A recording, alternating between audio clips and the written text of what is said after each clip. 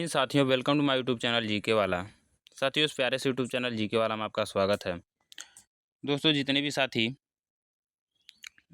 भी मेरे साथी इस वर्ष जो है क्लास 10th में हैं, यानी कि इस समय जितने भी साथी मेरे क्लास 10th में हैं और वो इस वर्ष बोर्ड एग्ज़ाम देंगे, ठीक है। क्लास 10th का बोर्ड एग्ज़ाम देंगे, पहला एग्ज़ाम है उनका, बहुत डर लग रहा होगा, लेकिन इस वीडियो में उनका डर ख़त्म हो जाएगा। जितने भी साथी मेरे हैं जिनको हिंदी व्याकरण से डर लगता है, ठीक ना, हिंदी व्याकरण से जिनको डर लगता है, आज पूरी व्याकरण की पोस्टमार्टम यहाँ पे हो जाएगी इस वीडियो में। जितना व्याकरण से प्रश्न बनता था साथियों, लगभग हम लोग इसमें 20 ऐसे प्रश्न लेकर आया है जो कि हर वर्ष एग्जाम में आता है, हर वर्ष आता है और आता भी रहेगा। और ऐसा ऐसा टॉपिक लेकर आया गया साथियों, बहुत ही बेहतरीन कंटेंट के साथ ही वीडियो आया है आपके सामने। और जो है बहुत ही इम्पोर्टेंट प्रश्न इसमें होने वाले हैं हर वर्ष के लिए। और साथियों, ये 2026 के लिए है, ठीक है। जितने भी साथी 2026 में एग्ज़ाम देंगे, इस वर्ष यदि आप 10 में हैं तो 2026 में एग्ज़ाम देंगे। और हिंदी का कई सारा मेरे चैनल पे वीडियो पड़ चुका है हिंदी के गद्य पद का, तो साथियों उसमें से देख लीजिए, उसमें भी 20-20 करके एमसीक्यू मैंने डाल दिया है और उससे आप प्रैक्टिस सेट करते रहिए। और ये जो वीडियो होने वाला है पर्सनल जो है हिंदी व्याकरण के लिए होने वाला है। जितने भी साथियों को डर लगता था हिंदी व्याकरण से 5 प्रश्न आएँगे आपके बोर्ड एग्ज़ाम में, और संस्कृत से भी और गद्य पद से भी आएँगे। तो यानी 5-5 करके 20 प्रश्न आएँगे। तो दोस्तों, 5 प्रश्न बहुत ही महत्व रखता है। तो साथियों, यदि आपका 20 से एमसीक्यू सही रहता है, तभी जो है स्कोर अच्छा हो पाएगा, आपका रिज़ल्ट बढ़िया आएगा। तो साथियों, स्कोर बनाने के लिए आपको 20 एमसीक्यू सही करना पड़ेगा। और सही करेंगे कैसे? जब आपका व्याकरण सही रहेगा। तो साथियों, आइए व्याकरण से बनने वाले प्रश्न को हम लोग सॉल्व करेंगे। वीडियो स्टार्ट करने से पहले मैं बता दूं साथियों, यदि आप मेरे चैनल को सब्सक्राइब नहीं किए हैं तो सबसे पहले जाइए मेरे चैनल को सब्सक्राइब कर लीजिए और ऑल बटन वाले आइकन को प्रेस कर लीजिए, ताकि हर एक वीडियो का नोटिफिकेशन आप तक पहुंचता रहे साथियों। और मेरे इस चैनल पे जो इसरार सर हैं, यहाँ पे देखने को मिल रहे होंगे आपको। तो ये जो है डेली जो है क्लासेस कराते रहते हैं मैथ का जो है, और उस बार बहुत सारे क्लासेस इनकी आती है। तो साथियों, इनकी क्लास से भी जुड़ते रहिए। और मैं तो क्लास डेली लाता ही हूँ, हिंदी से रिलेटेड या फिर बोर्ड से रिलेटेड जो भी है, क्लासेज आते रहते हैं डेली। तो साथियों, मेरे चैनल को ज़्यादा से ज़्यादा शेयर करें और लाइक करें, कमेंट करें। चलिए वीडियो स्टार्ट करते हैं। और साथियों, यहाँ पे देखने को मिल रहा होगा आपको कक्षा 10 का जो है, क्लास 10 का हिंदी व्याकरण से 20 एमसीक्यू ऑप्शन सहित और उनके उत्तर सहित, ठीक ना। ऑप्शन भी मिलेंगे आपको वीडियो में प्रश्न का, और उत्तर भी मिलेगा। तो साथियों, सही जवाब के लिए चलिए प्रश्न को देखते हैं आगे। दिया है पहला प्रश्न आपका, हिंदी व्याकरण का है साथियों। दिया है संज्ञा किसे कहते हैं, दिया है संज्ञा किसे कहते हैं। तो आपका राइट आंसर क्या होगा? ऑप्शन सी आपको देखने को मिल रहा होगा साथियों। किसी व्यक्ति, क्या दिया है? किसी व्यक्ति, स्थान, वस्तु के नाम को बताने वाले शब्द को क्या कहते हैं? संज्ञा कहते हैं। तो साथियों, ये तो हुआ आपका पहला प्रश्न। और इसी प्रकार जो है नेक्स्ट प्रश्न है आपका साथियों। इसी प्रकार नेक्स्ट प्रश्न है दोस्तों आपका। दिया नेक्स्ट प्रश्न, अध्यापक, क्या दिया साथियों? अध्यापक शब्द किस समास का उदाहरण है? जो अध्यापक शब्द है साथियों, वो किस शब्द का उदाहरण है, आपको बताना है। तो उदाहरण जो हो जाएगा साथियों, ये तत्पुरुष शब्द समास का हो जाएगा, ठीक है। तत्पुरुष समास का जो है शब्द उदाहरण हो जाएगा। तो साथियों, आपका नेक्स्ट प्रश्न है, और तीसरा प्रश्न आपको देखने को मिल रहा होगा साथियों। दिया है राम ने, क्या दिया है? राम ने पुस्तक पढ़ी, वाक्य में ने कौन सा कारक सूचक है, ठीक ना। तो वाक्य में ने कौन सा कारक सूचक है? यहाँ पे जो ने आपको दिख रहा है, राम ने पुस्तक पढ़ी, तो यहाँ पे ने जो है दोस्तों, कौन सा कारक सूचक है, आपको बताना है। कौन सा कारक सूचक जो यहाँ पे ने दिख रहा है, कौन सा कारक सूचक है दोस्तों, आपको बताना है। जो ने है, कौन सा कारक सूचक है। तो आपका क्या राइट आंसर होगा? ऑप्शन सी जो होगा, कर्ता, क्या होगा? कर्ता कारक जो होगा, राइट आंसर हो जाएगा साथियों। कर्ता कारक जो होगा, राइट आंसर होगा। और इसी प्रकार जो चौथा प्रश्न है दोस्तों, आप देख पा रहे होंगे। दिया है पढ़ना, क्या दिया? पढ़ना शब्द कौन सा पद है, ठीक है। पढ़ना शब्द कौन सा पद है? तो क्रिया शब्द है दोस्तों। पढ़ना, लिखना, उठना, बैठना, जाना, दौड़ना, जो भी है ये सब क्या क्रिया शब्द है, ठीक है। आना जाना या फिर उठना बैठना, नहाना धोना, जो भी है ये सब क्या क्रिया है। दौड़ना, भागना, तो क्रिया आप लोगों ने समझ ही लिया होगा। और दिया है अतुलनीय, क्या दिया, अतुलनीय शब्द में कौन सा उपसर्ग है, उपसर्ग बताना है साथियों। तो यहाँ पे उपसर्ग जो हो जाएगा अ हो जाएगा, ठीक है। अब प्रत्यय पूछता तो दोस्तों यह हो जाता, प्रत्यय पूछता तो यह हो जाता साथियों। दिया 6वां प्रश्न आपका दिया है, रवि शब्द का स्त्रीलिंग रूप कौन सा है। रवि सॉरी कवि शब्द, रवि नहीं कवि है। यहाँ पे दिया है कवि शब्द का स्त्रीलिंग रूप कौन सा है। तो साथियों आपको बताना है कवि शब्द का स्त्रीलिंग कौन सा है। तो दोस्तों आपको ऑप्शन बी दिख रहा होगा, ऑप्शन बी दिख रहा होगा, यही आपका क्या होगा, राइट आंसर हो जाएगा। प्रश्न नंबर 6 का जो होगा ऑप्शन बी होगा, राइट आंसर होगा साथियों।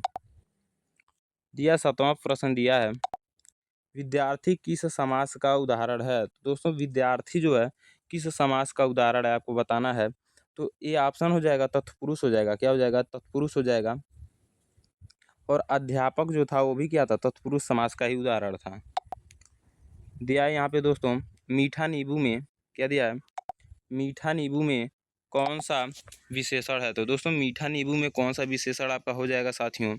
तो ऑप्शन ए देखने को मिल रहा होगा, मीठा नींबू में जो होगा कौन सा विशेषण होगा साथियों, गुणवाचक हो जाएगा। क्या होगा, गुणवाचक जो होगा विशेषण हो जाएगा। मीठा क्या है, मीठा एक गुण बता रहा ना, मीठा नींबू, नींबू क्या है, मीठा है। तो यहाँ पे गुणवत्ता बता रहा है उसका, तो क्या होगा, गुणवाचक हो जाएगा। संख्यावाचक इस तरह से हो जाता कि 20 नींबू हैं, 20 मीठे नींबू हैं। तो यहाँ पे क्या होता, संख्यावाचक हो जाता और गुणवाचक भी होता। तो साथियों इस तरह जो है क्या संख्यावाचक होता है। और नेक्स्ट प्रश्न है आपका, दिया है कलम से लिखा वाक्य में, दिया कलम से लिखा वाक्य में कौन सा कारक है। तो दोस्तों कलम से लिखा वाक्य में करण कारक है, ठीक ना, करण कारक है कलम से लिखा वाक्य में।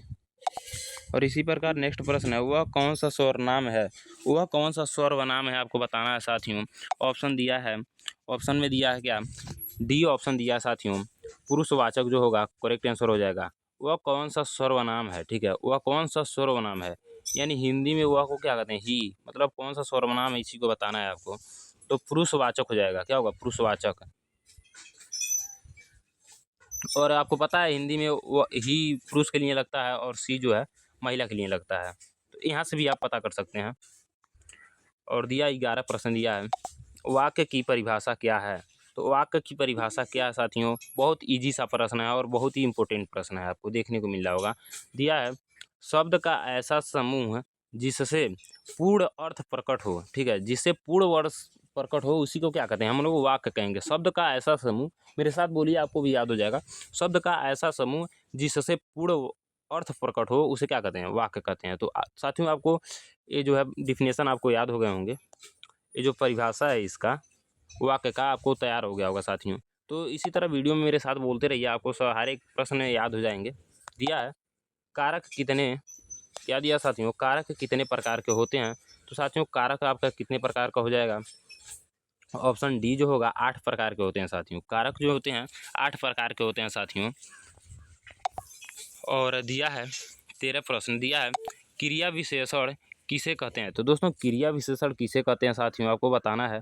क्रिया विशेषण क्या हो जाएगा, ऑप्शन बी जो हो जाएगा करेक्ट आंसर हो जाएगा, क्रिया की विशेषता बताने वाले शब्द को क्रिया विशेषण कहते हैं।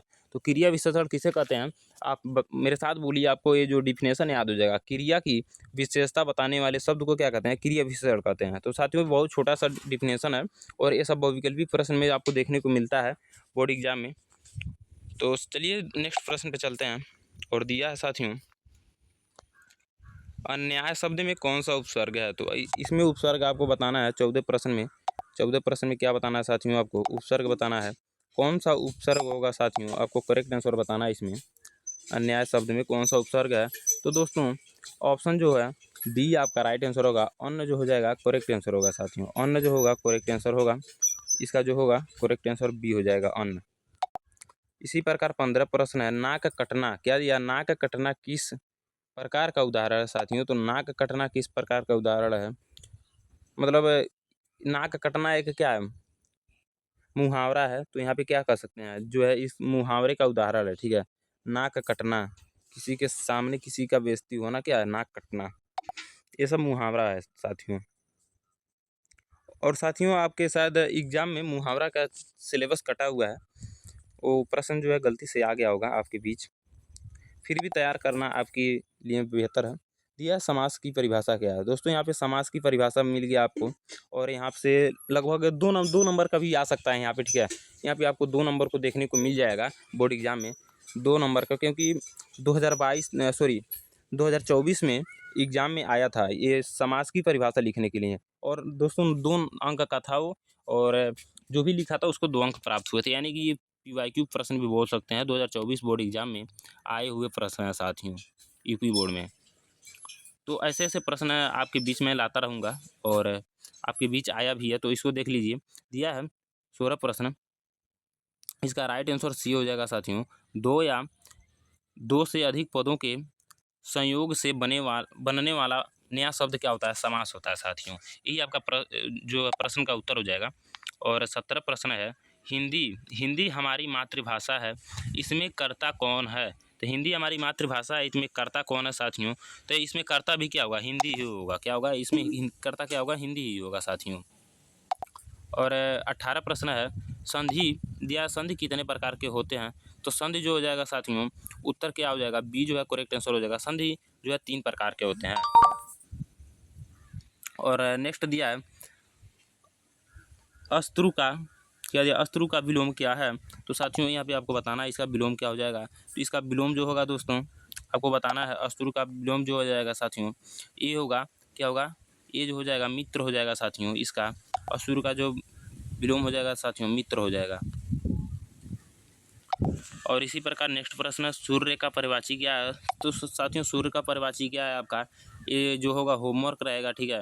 आपको ऑप्शन में बताना है, कमेंट बॉक्स में जरूर बताइए कि सूर्य का परिवाची क्या होगा। तो साथियों सूर्य का परिवाची बहुत सारे को पता होगा, और जितने साथी को नहीं पता है वो कहीं से खोज करके हमारे कमेंट बॉक्स में ज़रूर डाल दें, और जिनका कमेंट सबसे पहले आता है उनका मैं कमेंट पिन कर दूंगा, ठीक है। तो साथियों मैंने 20 प्रश्न बताया, और एक होमवर्क भी दे दिया है आपको, तो आप करके आइए, ठीक है। और कमेंट बॉक्स में ज़रूर उसका आंसर बताइए। तो आपका 20 में से कितना स्कोर बना, ठीक है, आप कमेंट बॉक्स में हमें ज़रूर बता दीजिए 20 में से आपका कितना स्कोर बन रहा है, और इसी अकॉर्डिंग आपकी तैयारी बेहतर तरीके से होगी।